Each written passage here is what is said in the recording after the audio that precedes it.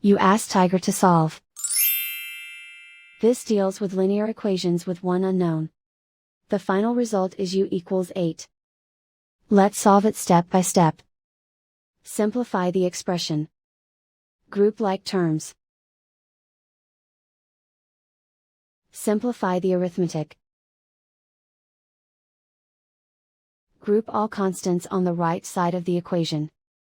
Subtract 7 from both sides. Simplify the arithmetic.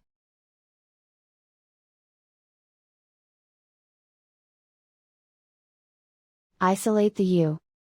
Divide both sides by -3.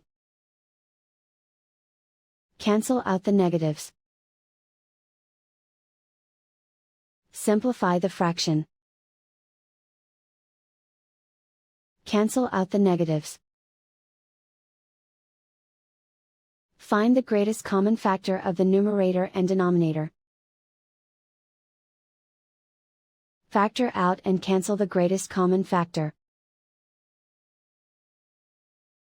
And so the final result is u equals 8.